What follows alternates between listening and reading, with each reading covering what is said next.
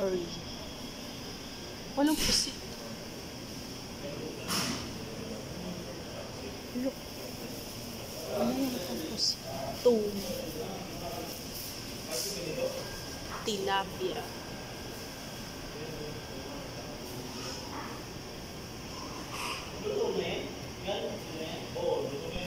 Ano ba yun?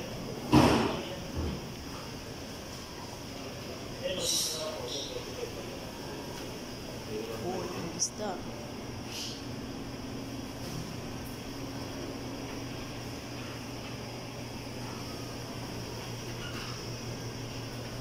Iba ko ng isda.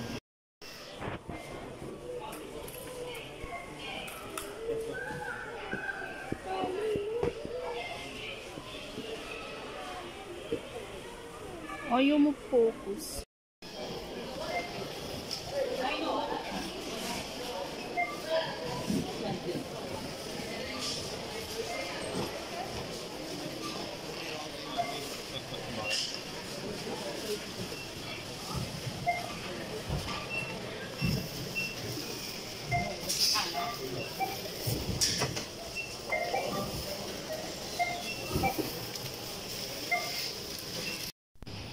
Hi vlogs! Dahil ang dami ko napapanood na pa. Ayan, isipan ko ang mag-edit na lang. Kaya sa mga manood ako ng manood at matakamit. Eh, meron din naman ako sariling cake na video. Kaya ayan, inedit ko na lang. So, ayan, ang sasarap. Pero, hindi naman. Tapos nga, ayan, dahil umalis yung amo ko, di ba nga, ilang buwan na. Malapit na mag 1 month po at nung umalis sila, ayan, binidyo ko nung paalis sila, lagi ko naman silang, pero malapit na silang bumalik. Yan yung video nila nung umalis sila, ayan yung driver. Tapos, ayan, bumaba pa nga si amo dahil may nakalimutan si Bunso. Nag-doorbell pa sila niyan, kala ko aalis na. Tapos, syempre, ayan, pagkaalis nila, namalengke naman ako ng aking pagkain, sarili kong pagkain. Dahil wala nga akong kasama dito, syempre, solo ko. Yung gusto ko, ang hinanap kong bilhin.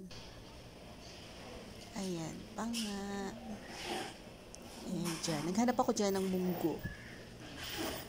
Para sa aking ginisang munggo. Ganyan nga, 2 beses pa lang naman ako namalengke buhat nung umalis sila. Pero, nag-uutos ako sa taga-maneho pag kami kailangan ako dito sa loob ng bahay. Kasi, hindi naman pwedeng hindi ako mag-utos. Wala rin naman siyang ginagawa doon. So, ayan, hanap-hanap tayo kung anong pagkain yung magugustuhan ko. Yun yung bibilin ko kasi nga ako na nga lang mag-isa dito at ako lang din naman ang kakain. Ayan, dyan na tayo sa pwesto ng mga gulay. Pero di naman ako bibili ng prutas. Hindi man ako mahilig sa prutas. Kaya ang iisip kong bilhin ay mga gulay na lang. Hanap ako ng gulay. Hanap ng gulay. Ayan, kinuha ko na rin yung chance na wala yung amo para ihulog na yung mga bagahe. Ihulog na yung mga bagahe para maipadala na sa Pilipinas. Kasi pag nandito sila, hindi naman masyadong maisisend yan. Hindi siya maasikaso kasi nga. Ayan. Ayan na. Papunta na siya ng Pilipinas dahil malapit na rin naman ako umuwi. Kaya inasikaso na rin talaga pagkakataon na. Pero pwede naman na i-send yan. Thank you. Kahit nandito sila. Kaso nga lang magulo. Tsaka kulang sa oras palagi. Alam nyo na. Ayan. Pasok na ako syempre. Makati. Sarado ko na yung gate dyan. Sasara na ako ng gate. Ayan sila. O, diba? Bye-bye! See you in Philippines! In the Philippines! Ayan, nakasara Let's na go home! Ay, kumakanta pa yung feeling. Kasi nga wala kang tao Yan. sa bahay. Oh my God. Ayan. Ayan yun. Namalengke. Ayan yung driver na parang boss yan. Ang hirap niyang kasama, parang boss. Eto na nga, dito na nga tayo sa mga, kung ano-anong mga pinagluluto ko, na minsan tinatamad na rin ako i-video. Ayan. Ayan siya. Yan yung unang-unang araw na wala na sila. Ayan. Tapos iba na yan.